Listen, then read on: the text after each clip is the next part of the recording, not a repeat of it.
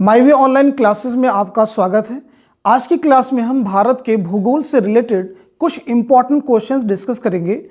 ये सारे प्रश्न आपके एग्जाम में पूछे जा चुके हैं, तो इस लिहाज से सारे क्वेश्चंस आपके लिए बहुत ही इंपॉर्टेंट हो जाते हैं।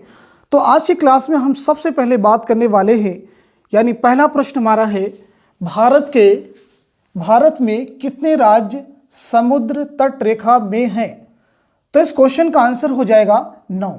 यानी भारत में 9 राज्य ऐसे हैं जिनकी सीमा रेखा, जिनकी बाउंड्री समुद्र से लगी हुई है।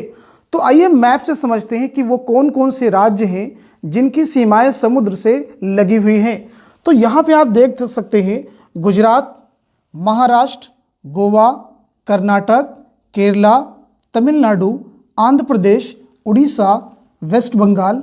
तो इस तरह से ये वो 9 राज्य हैं जिनकी सीमाएं समुद्र से लगी हुई हैं। अब यहाँ से एग्जाम में एक क्वेश्चन और भी बन सकता है। एक क्वेश्चन ये भी पूछा आपसे जा सकता है कि भारत में किस राज्य की तट रेखा सबसे लंबी है? तो इस क्वेश्चन का आंसर हो जाएगा, आप नोट कर लेंगे, गुजरात। क्या आंसर हो जाएगा? गुजरात। तट रेखा इसकी लंबाई कितनी है? तो आप नोट कर लेंगे 1214 किलोमीटर। 1214 किलोमीटर। यहां से दूसरा प्रश्न एग्जाम में पूछा गया है कि भारत के किस राज्य की तट रेखा सबसे छोटी है? तो इस क्वेश्चन का आंसर हो जाएगा गोवा। आप नोट कर लीजिएगा, गोवा। इसकी लंबाई कितनी है? तो आप नोट कर लेंगे 101 किलोमीटर। 101 किलोमीटर। आप मैप में भी इन दोनों राज्यों को देख सकते हैं। ये आप देख सकते हैं गुजरात है जिसकी तट रेखा सबसे लंबी है, और ये आप देख सकते हैं गोवा है जिसकी तट रेखा सबसे छोटी है। अब हम आते हैं दूसरे प्रश्न पे। अगला क्वेश्चन है, बहुत ही इंपॉर्टेंट है, केयरफुली आप देखेंगे। भारत के कौन सी अक्षांश रेखा भारत के मध्य से गुजरती है?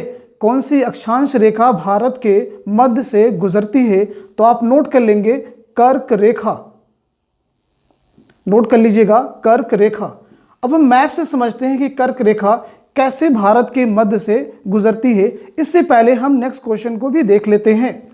भारत में कर्क रेखा कितने राज्यों से होकर गुजरती है?